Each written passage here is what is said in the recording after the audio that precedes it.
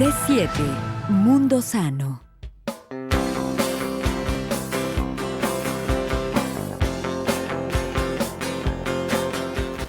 Hoy hablaremos de la diabetes. Esta enfermedad es una alteración del metabolismo caracterizada por el aumento de los niveles de glucosa en sangre, conocido como hiperglucemia, y causada por un defecto de la secreción o acción de una hormona llamada insulina. Desafortunadamente, en los últimos años, la diabetes pasó de ser un padecimiento exclusivo de los adultos a formar parte de las enfermedades de niños y adolescentes, debido a la mala alimentación y el sedentarismo, entre otros factores. Por eso, quédate con nosotros para saber cómo frenar el avance de esta enfermedad y así aspirar a tener un presente y un futuro más saludable para todos. ¡Comenzamos! ¿Cómo está? Muy buenos días, muchísimas gracias por su compañía. Es viernes, estamos iniciando un fin de semana y a quien le da más gusto que sea viernes es al doctor Raúl Villarroel. Muy buenos días. Sí, Trini, los viernes me encantan, buenos días. Y me encanta porque la verdad es que se divierte uno mucho los viernes. Me encantan tanto los viernes que hasta los jueves me encantan porque ya casi es viernes. Y me encanta además este viernes porque tenemos unos invitados de lujo para hablar de un tema que nos aqueja y nos aqueja mucho a México y al mundo. Pero bueno, en particularmente a nuestro estado de Jalisco. Así es, y los vamos a presentar, por supuesto. Está con nosotros el doctor Tizoc Béjar Aguirre. Él es el coordinador estatal del programa de atención a la salud del adulto y al adulto mayor. Muchas gracias por la invitación. Muy buenos días. Buenos y también días. Nos acompaña el doctor José de Jesús Ciordia Vázquez. Él es endocrinólogo del Hospital General de Occidente. ¿Qué tal? Buenos días. Muchas gracias por su invitación. Y pues bien decíamos, estamos hablando el día de hoy acerca de la diabetes y es que el próximo 14 de noviembre es el Día Mundial contra la Diabetes. C7 Jalisco se suma a esta campaña de prevención de esta enfermedad y a partir de hoy, a partir de este programa, se va a integrar en esta pantalla, en la pantalla de su hogar, para las personas que nos escuchan a través de la radio, en la esquina superior derecha, va usted a ver un círculo azul, que es precisamente el que traemos todos los invitados también en nuestra parte izquierda.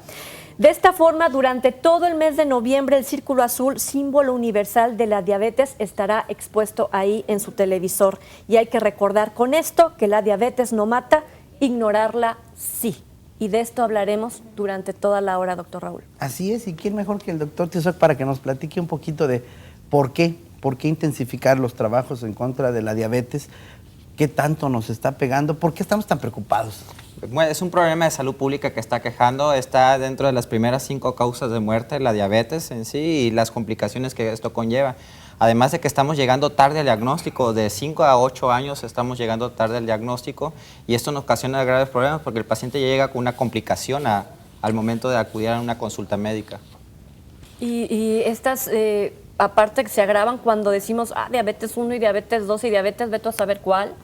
Sí, así es. La educación es la mejor herramienta, la concientización de las personas, cambios de estilo de vida, realizar actividad física, la buena alimentación. Recordemos que la alimentación de un paciente diabético no es una alimentación especial, es una alimentación que realmente se debería de llevar. Y doctor Ciordia, nos dice el doctor Tizoc, está entre las 5 primeras causas de muerte. Pero ya cuando le echamos un poquito de investigación, cuando nos metemos, a lo mejor está en la primera, porque mucha gente que se muere de otra cosa empezó con diabetes, ¿no? Así es. Comentaba hace un momento con el doctor que dentro precisamente de las estadísticas, una de las principales causas de muerte es las enfermedades cardiovasculares. Y le comentaba, digo, bueno, ¿cuántos de esas personas que se murieron por una enfermedad cardiovascular en realidad eran diabéticos y no se conocían? ¿O cuántos, siendo diabéticos, no se pone como causa de? La diabetes acompaña desde su origen de las enfermedades cardiovasculares. Entonces, muchas veces sucede eso, que el paciente se muere por X cosa, por un infarto, por poner un ejemplo, y nunca se conoció diabético y ya tenía muchos años de diabético. Entonces, yo creo que la magnitud del problema es grande, va más allá precisamente de considerarla en tercer o quinto lugar. En algunos estados, Jalisco, somos muy prolíficos en diabéticos.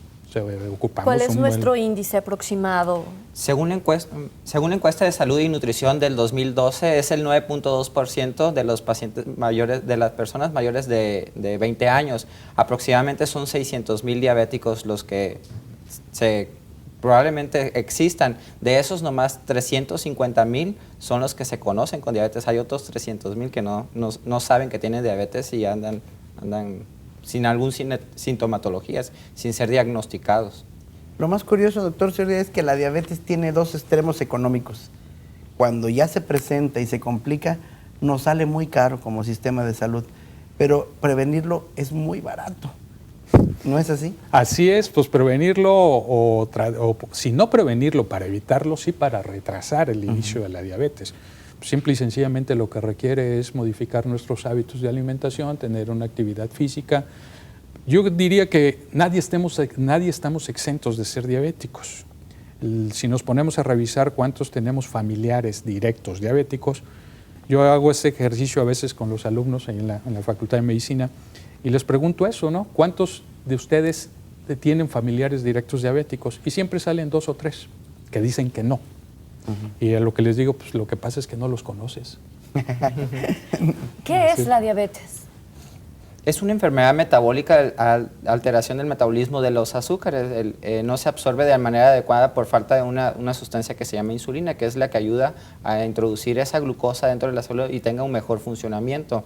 Hay una disfunción del páncreas, que es el órgano que produce insulina de mala calidad, o hay ausencia de producción, y esto ocasiona un punto de quiebre que es tóxica fuera de la célula, la glucosa, y nos produce daño a órganos blancos, de corazón, tejidos y todo eso. ¿Y qué determina que un día se descomponga?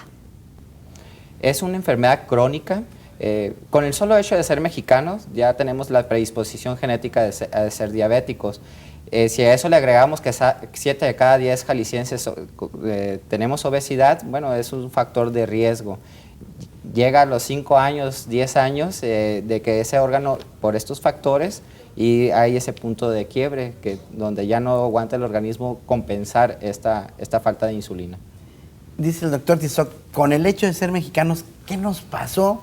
¿Qué nos pasó, doctor Ciordia? Porque mi papá dice que cuando él era chavo, los diabéticos no eran tan frecuentes, que el hecho de ser mexicano no le predisponía a la diabetes.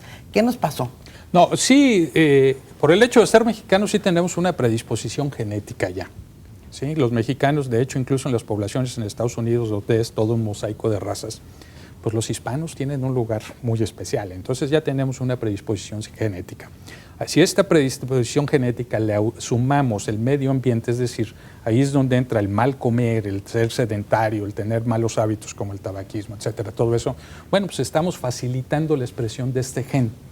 Lo que sucedía es de que antes no se facilitaba tanto la expresión de este gen, ahora ya se le estamos facilitando. Y digo este gen por decirlo de una forma genérica, sabemos sí, claro, son muchos, son ¿no? muchos. Son muchos los genes.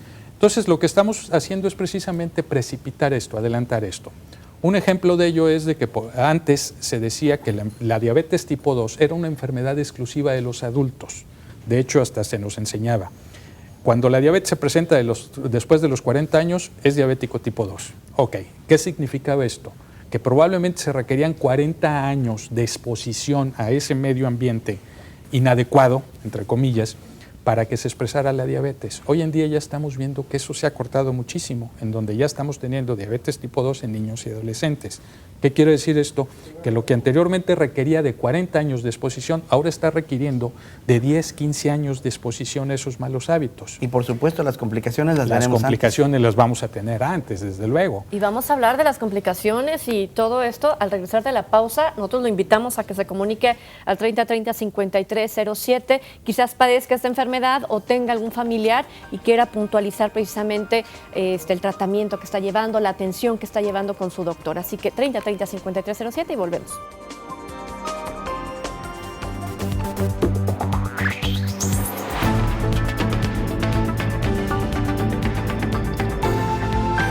C7, Mundo Sano.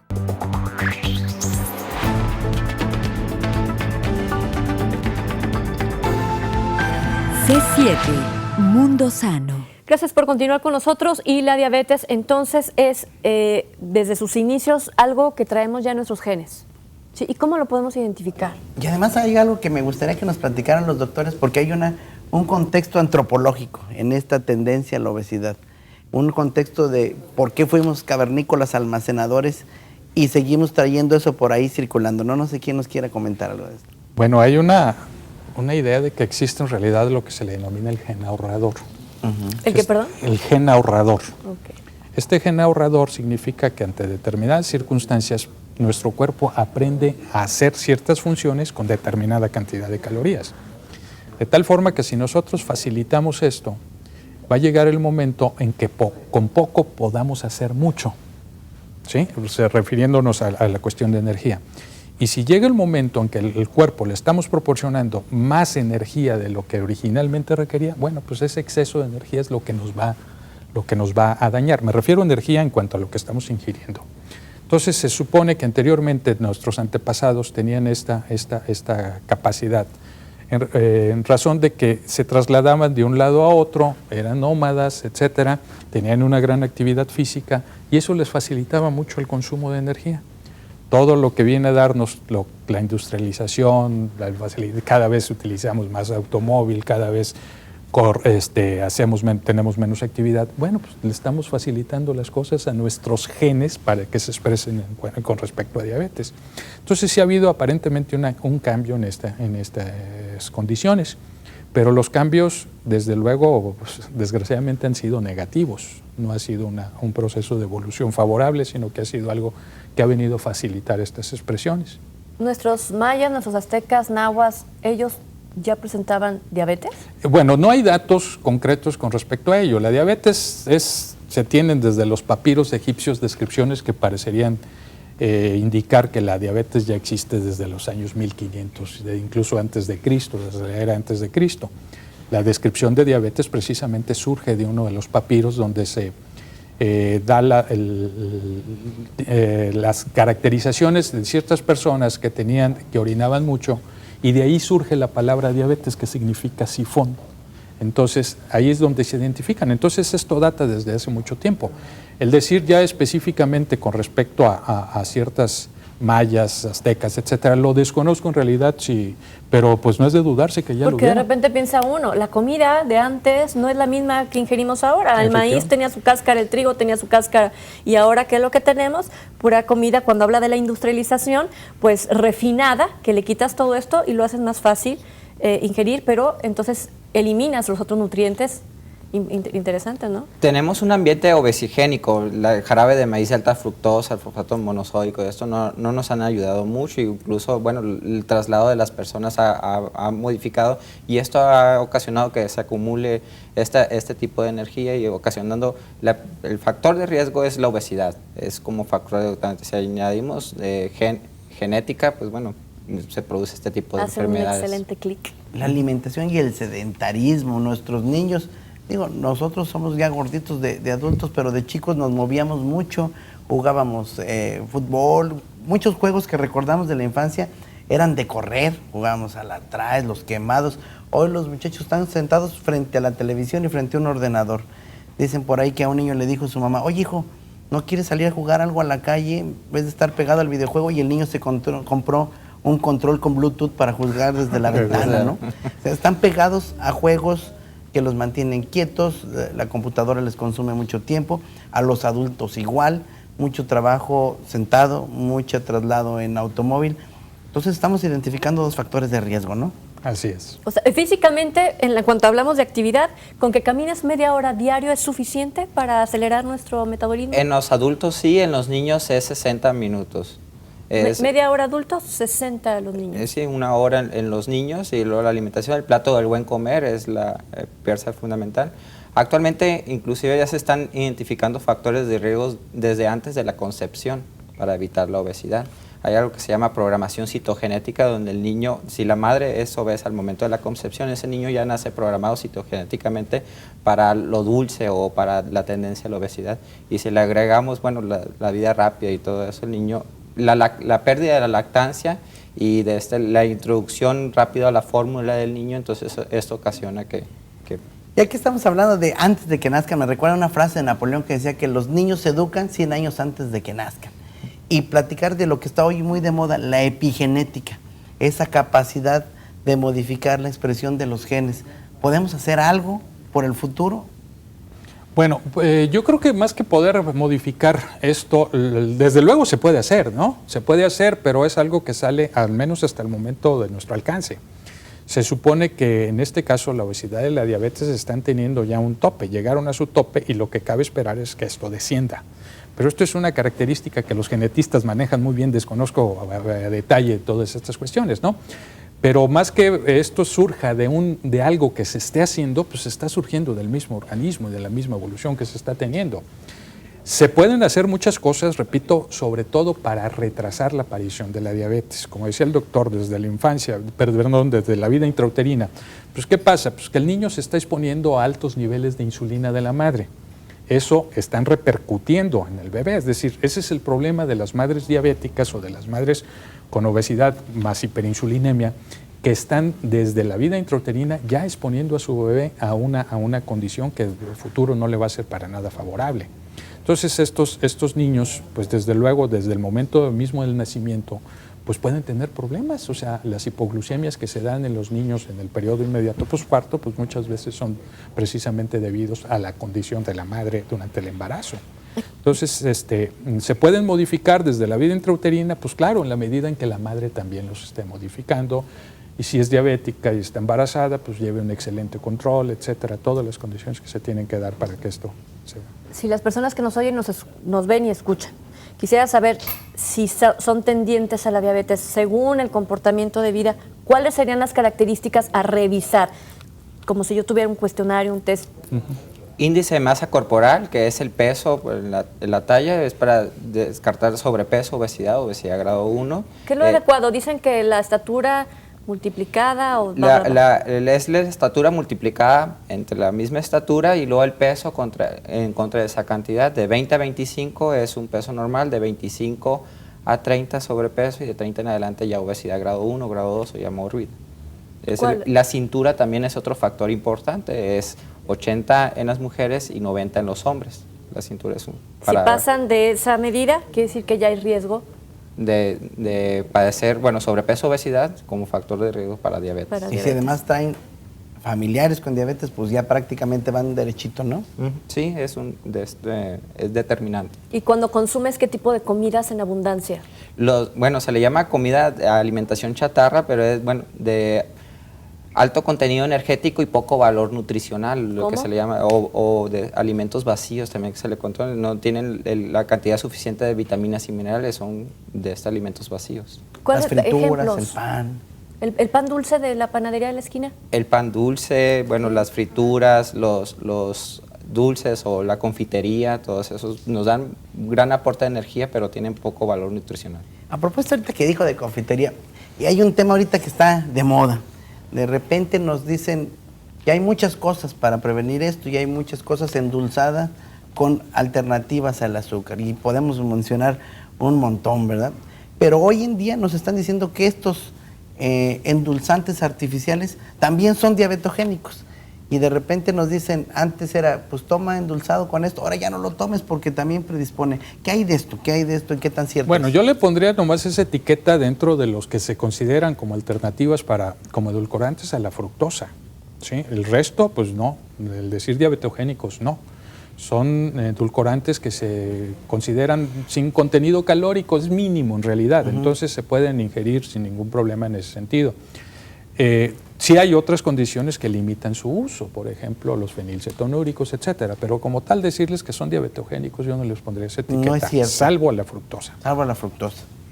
Pero también, no sé, ¿qué nos recomendaría? Por ejemplo, dicen, cuando compres azúcar, que sea azúcar 100% de caña, que no sea azúcar refinada, la blanca, por ejemplo. Esa hay que quitarla completamente de la mesa. Bueno, aquí el chiste es precisamente combinar.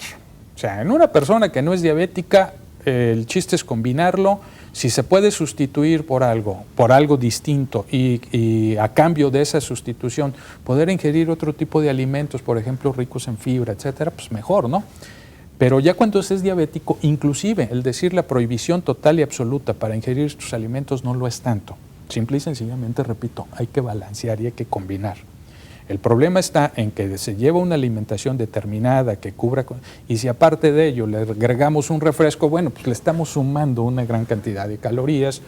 en este caso en refresco la fructosa, que es el edulcorante que regularmente se utiliza, bueno, pues eso es sumarlo y eso es de alguna manera poner a trabajar más al páncreas y con todas las implicaciones que esto lleva. O sea, el hablar de la insulina, bueno, pues no nomás el problema de los diabéticos es el que no tengan insulina, que es un problema serio, sino que también es el que tengan insulina y en grande cantidad, que esa es la característica más frecuente del diabético tipo 2, que tengan altos niveles de insulina, y estos altos niveles de insulina no pueden actuar adecuadamente, nos dan la elevación de glucosa, pero adicional a ello tienen una serie de determinantes, de condiciones que van a generar que también son perjudiciales, alteraciones que van a afectar a una capita de revestimiento que tenemos en nuestros vasos, que es el endotelio, y que al afectar este endotelio, bueno, pues hace propicio a ese paciente a que tenga enfermedades vasculares. A ver, doctor, esto se me hace bien interesante, ¿no? Porque a lo mejor la gente cree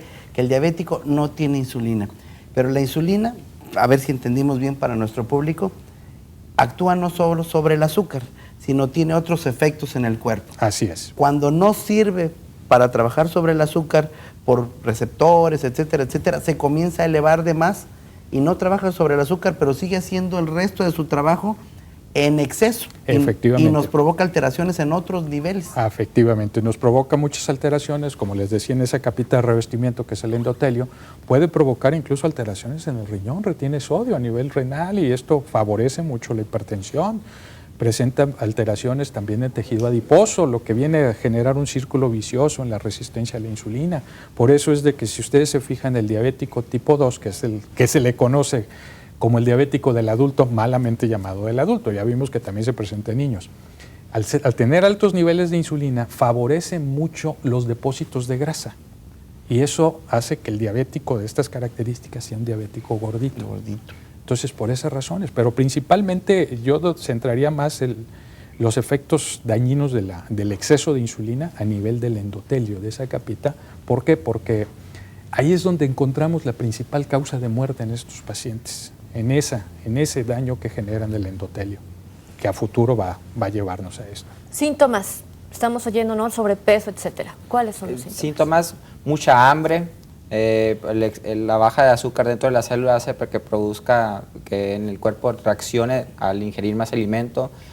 El azúcar que tenemos, el exceso, por un lado tiene que salir, es repetitivamente ir al baño, pérdida de peso, sudoración y falta de energía, dolores de cabeza, mareos y esas ocasiones. Bueno, pues es tiempo de hacer una breve pausa nuevamente. 3030-5307, el teléfono que ponemos a su disposición y ya regresamos.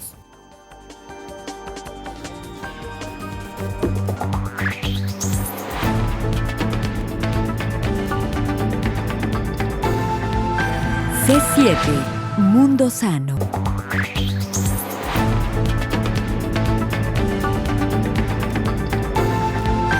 C7, Mundo Sano. Hablando de diabetes, vamos a ver qué nos dicen los niños en Aprendiendo a Crecer. Aprendiendo a crecer.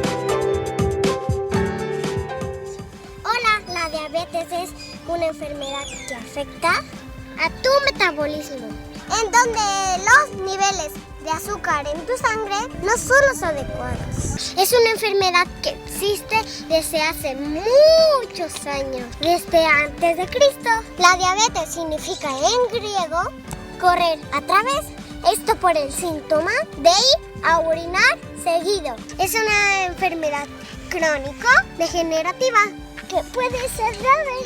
Los síntomas pueden ser mucha sed, mucha hambre, muchas ganas de orinar, baja de peso sin saber por qué. La Organización Mundial de la Salud nos dicen que hay varios tipos de diabetes. La diabetes 1, donde necesitan insulina. La 2, donde no necesitan. O la diabetes gestacional, que puede aparecer en el embarazo. Ese es un grave problema de salud pública. En el mundo hay más de 180 millones de diabéticos. Imagínate, los factores de riesgo son varios. La obesidad, sedentarismo, hipertensión, entre otros. Así que hacer ejercicio nutrición. A comer sano. Acude a chequeo periódicamente. Muchos diabéticos no acuden a control porque le dan poca importancia. Dicen, ya tengo muchos años con diabetes y nunca me ha pasado nada. Pues te quiero decir que te puedes quedar ciego, te puede dar insuficiencia renal o puedes perder una extremidad, un brazo o una pierna. Inclusive te puede costar la vida. Así que no seas decidioso. Atiéndate por ti y tu familia. En todos los centros de salud, la prueba es gratis. La salud no es todo, pero sin salud no hay nada. Recuerda, más vale la prevención que la curación. Para hacer 7 mundos Ana María Renata y Paula Jimena.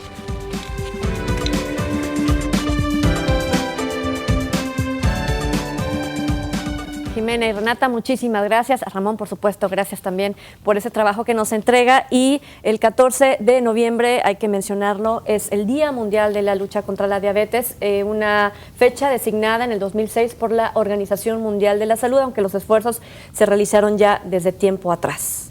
Y estamos hablando de síntomas, pero ya me dijo el doctor ¿Qué dijo? que hay pacientes que no presentan síntomas. Y ¿Cómo ves? esos son los más peligrosos porque cuando se dan cuenta ya hay mucho daño, ¿no?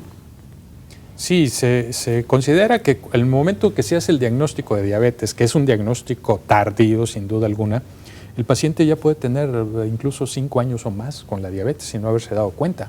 Entonces, el esperar a que se presenten las clásicas triadas de poliuria, polidipsia, polifagia, es decir, mucha sed, mucha hambre, muchas ganas de orinar, pues caramba, o sea, estaríamos retardando mucho, de tal forma que la detección temprana debe de surgir precisamente de campañas en las cuales se lleve a cabo las determinaciones de glucosa y que identifiquemos también los sujetos de riesgo, que para identificar los sujetos de riesgo yo diría que no es nada difícil, porque todos somos sujetos de riesgo. Todos los mexicanos ahora sí que somos diabéticos hasta que no se demuestre lo contrario.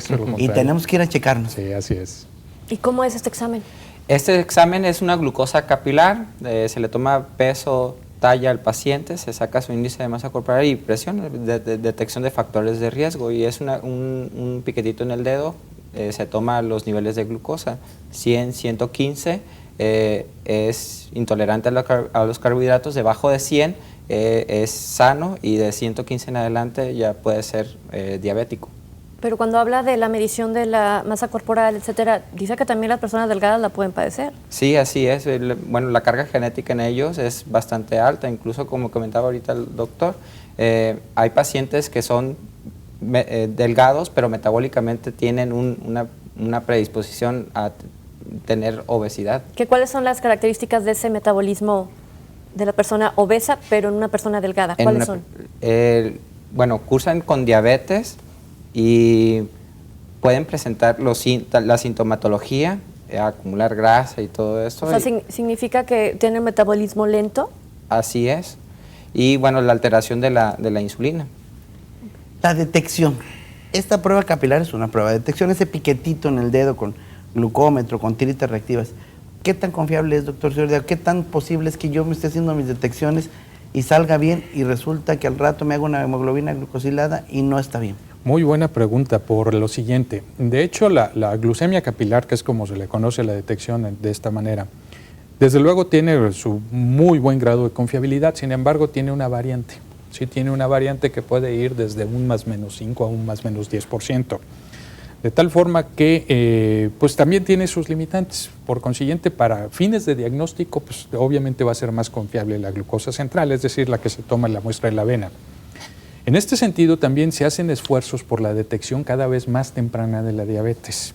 Actualmente, la Asociación Americana de Diabetes sugiere la detección a través de precisamente la determinación de hemoglobina A1C, la hemoglobina glucosilada, donde pone parámetros que van de que toda aquella persona que tenga un nivel de hemoglobina A1C de 6.5 en delante ya se le debe considerar diabético. Que las personas que tengan un nivel entre 5.8 a 6.4 es lo que ahora se ha acuñado, se ha vuelto a retomar nuevamente el término de la prediabetes, ¿sí? No es un diagnóstico, es un estado clínico, digámoslo de una forma sencilla, es algo que nos está poniendo la luz amarilla. Estamos en riesgo. Estamos ya a un pasito de ser diabético. Sin embargo, para hacer esta detección tiene sus limitantes desde el punto de vista técnico. ¿Por qué? Porque no hay una estandarización del método para la determinación de hemoglobina A1C, es decir, si vamos y revisamos los diferentes laboratorios, cada laboratorio hace el método que mejor le convenga, económica o como lo sea. De tal forma que se tiene dispuesto pues que se certifiquen los laboratorios para que puedan ser confiables, se vea digámosle, la estandarización del método, se hagan estudios poblacionales. En concreto, les puedo decir que todavía en México es difícil la detección a través de este medio. Entonces seguimos a través de lo que es la determinación de glucosa. Como que ya es mucha ganancia que se ya hagan. sí, ya se han reducido mucho los niveles. Yo recuerdo cuando yo estudiaba medicina, no hace muchos años, pero sí algunos. Ayer, a mí me enseñaron que el diagnóstico de diabetes se establecía con una glucosa en ayuna por arriba de 140. Hoy ya esto, una diabetes franca, ya es cuando está de 126 o más. Y ahora ya se tiene también esta cifra de entre 100 y 125 como para identificar a un sujeto con muy altas posibilidades de ser diabético. Es decir, alguien que tenga una glucosa, por decir algo, 112, no podemos decirle no es diabético, sino que probablemente se haga necesario corroborar a través de otras, como es la carga oral, para la detección. ¿Sí? Y aquí el chiste pues es eso, identificar de manera más temprana para actuar también de manera más temprana y reducir las posibilidades de complicaciones a futuro, darle una mejor calidad de vida a la persona, en fin, son muchas las cosas que se ganan con una detección temprana. Los trabajos de prevención que están haciendo, doctor Tizapoli. Se hacen campañas de detección. De hecho, este fin de semana, sábado y domingo, en plazas comerciales se van a realizar campañas de detección, se van a estar tomando glucosas en plazas públicas, del 10 al 14 se van a estar tomando en plazas públicas. Se tiene contemplado de la parte de la Secretaría de Salud realizar un simposio en diabetes el día martes en un hotel de la ciudad de Guadalajara, y el día sábado se va a hacer en la explanada del Hospicio Cabañas una megapausa por la salud, donde se van a estar realizando este tipo de detecciones para diagnosticar el mayor número de pacientes. Hoy, aparte de diabetes, hablamos ya de síndrome metabólico. Y esto es muy complejo y comienza a interrelacionar con lo que empezamos platicando al principio, doctor Ciordia: hipertensión, infarto, diabetes como parte de un todo, como parte de una disfunción en todo lo que es el metabolismo, no solo de la glucosa. Esto nos da más alerta, nos da más formas de abordar, de tratar a los pacientes. Sí, bueno, precisamente la detección del síndrome metabólico o la etiqueta que se le debe poner a una persona como portadora del síndrome metabólico originalmente llevaba una intención que era precisamente la identificación de elementos de riesgo hacia diabetes y hacia enfermedades cardiovasculares. Esto ha tenido muchas transformaciones, se han ido agregando algunas cosas que, bueno, pues no viene al caso, pero sí tiene esa finalidad. Pero también con respecto a lo que se mencionaba hace un momento, la verdad es que el síndrome metabólico no data de 1947, como fueron la primera descripción que hizo un médico francés, Jean Baguet, sino que, bueno, se acuñó ya después el término de síndrome metabólico, pero la descripción que dio origen a la posterior determinación con la palabra el síndrome metabólico se parte de 1947, pero sin embargo, desde 1500 y tantos había un anatomopatólogo que ya identificaba estos elementos, ¿no? Y lo relacionaba en aquel entonces con la apnea del sueño, que ya es un elemento que también está presente en muchos de estos pacientes. Entonces, esto es algo que no es novedoso, viene desde hace mucho tiempo. Y ya el síndrome metabólico, repito, bueno, pues fue algo que se dio con una intención de la identificación de factores de riesgos para diabetes. Y ahora ya incluso se ha dicho que se tiene diabetes con síndrome metabólico, en donde ya, si hablamos de diabetes con síndrome metabólico, pues ya se perdió la esencia de esto, ¿no? O sea, ya se perdió la intención de hacerlo con fines de evitar o de detección de factores de riesgo. Ya la diabetes ya es otra, ya estamos hablando de otra situación, ¿sí? Entonces sí, aunque bueno, pues la diabetes tiene infinidad de alteraciones metabólicas, claro. No es nomás la glucosa, es dislipidemia, es trastornos de ácido úrico, en fin, son muchas las cosas que conlleva la diabetes, y no nomás tenemos que enfocarnos. El diagnóstico de diabetes pues no es tan dulce. Así es. Vamos a la pausa, 3030-5307. Le recordamos el teléfono que ponemos a su disposición y ya volvemos.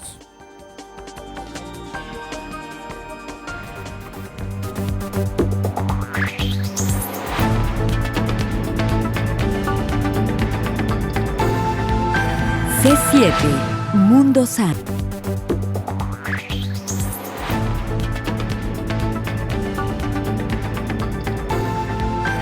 C7 Mundo Sano.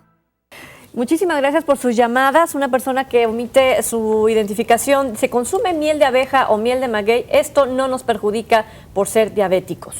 O sea, ella lo está confirmando. Bueno, tanto como perjudicar, no, siempre y cuando esté cubriendo sus necesidades de forma integral, total, ¿no? O sea, si esta miel de abeja o, ¿qué decía? Miel de maguey, son excedentes a lo que viene siendo su plan de alimentación, pues desde luego que sí la va a perjudicar, como le puede perjudicar cualquier otro edulcorante, cualquier otro carbohidrato de este tipo. O sea, Lo que decíamos hace rato de la propia azúcar, ¿no? Sí. O sea, el chiste es mantener un equilibrio en sus requerimientos calóricos. Sí, así es. El exceso es el que... La otra de las cosas Los es de que excesos, también sí. hay alimentos que se les llaman con un alto índice glucémico, es decir, qué tanto son capaces de elevar la glucosa por cada gramo. Y hay alimentos que tienen un alto índice Ay, glucémico. ¿cómo cuáles? Obviamente el azúcar, la famosa azúcar de caña, ¿no? De hecho, también la miel de abeja tiene un alto índice glucémico.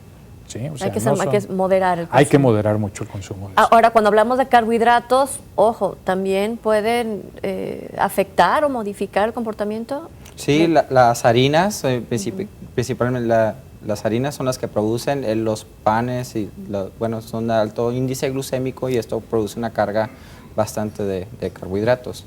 Y ahorita que está muy de moda, stevia, como si fuera, lo nuevo, el boom.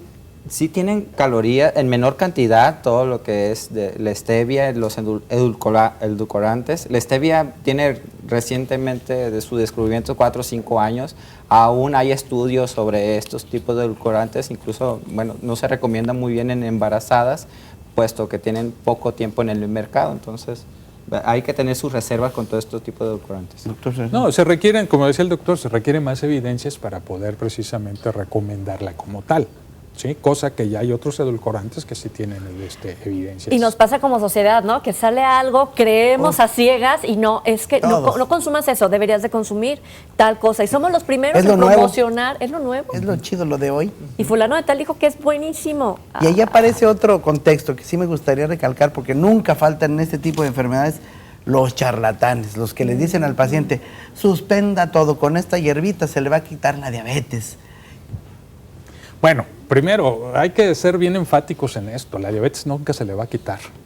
Nunca se le va a quitar, así haga lo que haga. Hay, como decía el doctor, de los charlatanes, pues sí, esos desgraciadamente no los hemos podido erradicar, ¿no? La realidad es que siempre nos tenemos que apegar a un método científico, a las evidencias científicas, y las evidencias en este caso nos dice pues, que la mejor manera de tratar la diabetes es con dieta, ejercicio, medicamentos, o en el caso del diabético tipo 1 y muchos diabéticos tipo 2, con insulina. Entonces, eso es lo que se debe hacer. Ahí está la recomendación para Silviano Santana Brambila, que nos habla de Puerto Vallarta. Un saludo a todos allá. Felicidades por el programa. A mí me pronosticaron diabetes, pero quienes ya la tenemos, ¿cuáles son los cuidados que se deben tener para no perjudicar más nuestra salud? Pues ahí está.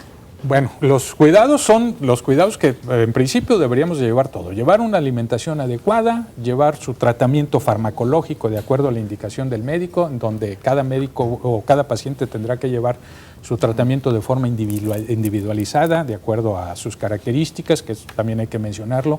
No todos los fármacos son para todos los pacientes. Se tiene que tomar en consideración muchas cosas que debe tener el paciente, el tiempo de evolución, la presencia o no de algunas complicaciones, las condiciones de riesgo que puede tener, etcétera. Son muchos los factores. Por ejemplo, ya actualmente se tiene mucho cuidado en no estar provocando hipoglucemias en los pacientes. Los criterios o las metas que se consideraban como de control en un paciente, bueno, pues ya no son las mismas, ¿sí? Es decir, por ejemplo, la Asociación Americana de Diabetes considera, de hecho, que una meta de control adecuada es cuando la hemoglobina A1C es por abajo de 7.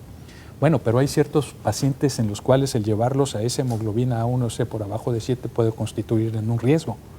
Entonces, en esos pacientes los llevamos a un nivel un poco más elevado, pudiendo ser en algunos casos hasta 8.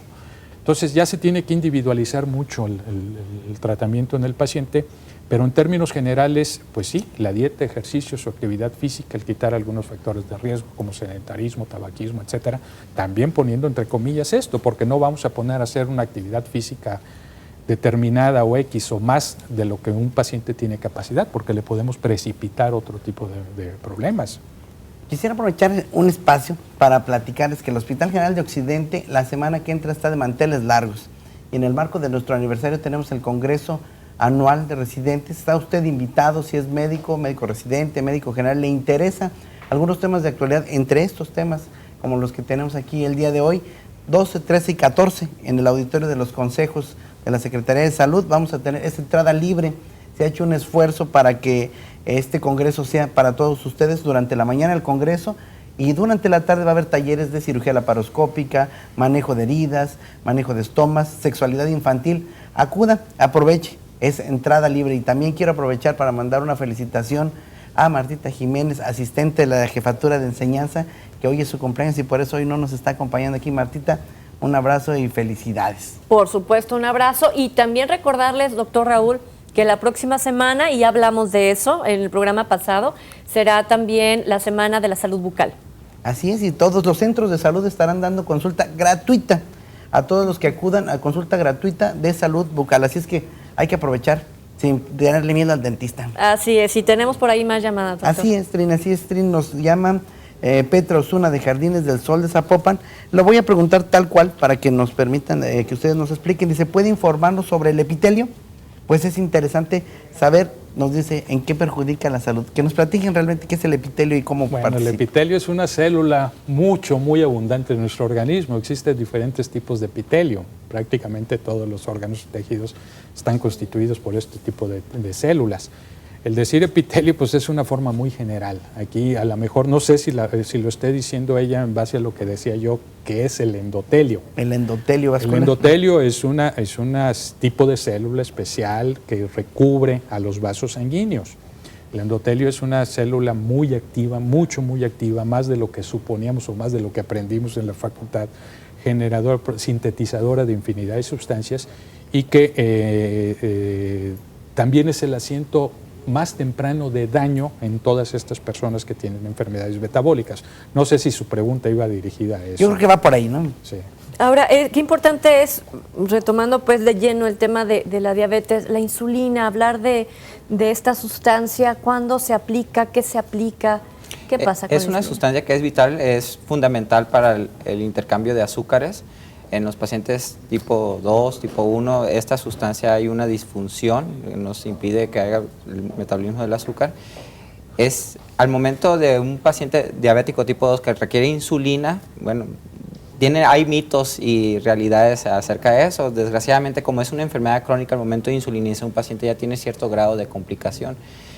Tienen alguna retinopatía o nefropatía, al momento de indicársela, el paciente le atribuye a esa pérdida de la visión a la aplicación de insulina, no, pero el paciente ya venía desarrollando un daño que al momento de indicar insulina, él da la congruencia de, entonces existe ese Empatan, médico al momento de indicarla.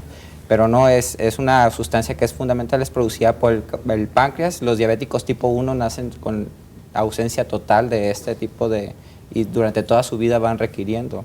La insulina es vida en sí, porque nos ayuda a metabolizar el azúcar.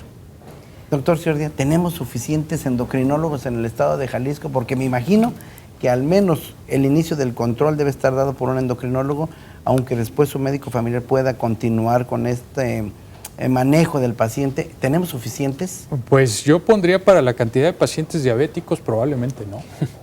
O sea, la cantidad de pacientes diabéticos hay muchísimos. Si todos los pacientes diabéticos tuvieran que ser vistos por un endocrinólogo, definitivamente les diría que somos insuficientes. Sin embargo, bueno, pues no están impedidos ni están incapacitados el resto de los médicos, desde el médico familiar, el médico general, las demás especialidades, desde luego el pediatra con los niños, sí, para manejar a un paciente diabético. El problema se da cuando ya la diabetes ya tiene un periodo de evolución largo, que desgraciadamente ahí es donde tenemos el principal problema, que no se atiende bien desde un principio, ¿sí? Se supone, no está del todo aceptado, que existe una memoria en el organismo, donde los primeros 10 años de inicio de la diabetes son determinantes para un futuro, para las condiciones que el paciente va a tener en un futuro. Entonces, el manejo adecuado, llevando a metas de control adecuadas en los primeros años de la aparición de la diabetes, puede ser determinante en un futuro, en el sentido de que el paciente puede tener una mejor calidad de vida y mayor cantidad de años de vida y en buena calidad. Entonces, ahí es donde está el problema, en la identificación y en el manejo inicial. Pues Trini, la prevención y la detección oportuna vuelven a hacer su aparición como principales herramientas. Así que hay que recordar, doctor Tizoc, esta semana que viene es del próximo lunes a viernes, ¿verdad? De lunes a sábado se están haciendo campañas de detección, de concientización, de educación hacia el médico, talleres de insulinización, detección a los pacientes. Recordar que de cada 100 pesos que se gastan en este tipo de padecimientos, 98 van para complicaciones y el resto va para el tratamiento, a los casos controlados. Entonces el gasto de salud pública es bastante fuerte y se prevé que en un futuro no nos va a alcanzar el dinero para los casos de complicaciones. Se va a tener que atender en la parte privada y a cómo está la situación económica del país, imagínense usted cómo nos pinta esa situación difícil, doctor Raúl. Así es, Trini. Pues a luchar contra la diabetes y a que el Círculo Azul nos recuerde todos los días, no solo en noviembre, que tenemos que luchar contra la diabetes. Así es, y C7 se suma, por supuesto, a esta campaña, así que usted va a ver este círculo, que es el círculo de la vida, recuerdo aquella película del Rey León, ¿verdad? Así Tiene es. que ver el mismo concepto, ¿no? Muchísimas gracias, doctor Tizoc. No, muchas gracias a ustedes por la invitación y aprovechando este comercial, que prevengan, es la principal herramienta. Doctor Ciorda. Muchas gracias, encantado de haber estado con ustedes. Igualmente, pues es fin de semana. Trini, fin de semana y pues pedirles que me disculpen que la próxima semana otra vez no vamos a estar por aquí porque vamos a estar precisamente en la mesa redonda de diversidad sexual en el Congreso y dando un taller de sexualidad infantil. Están cordialmente invitados. ¿Cuándo, a Trini, qué horas, dónde? Es el próximo, es 12, 13 y 14 en el Auditorio de los Consejos. El taller de sexualidad es el jueves y la mesa redonda de diversidad el viernes. Muy Ahí bien. estaremos. Muchísimas gracias. Se queda con Paloma Cumplido en Elementos. Gracias.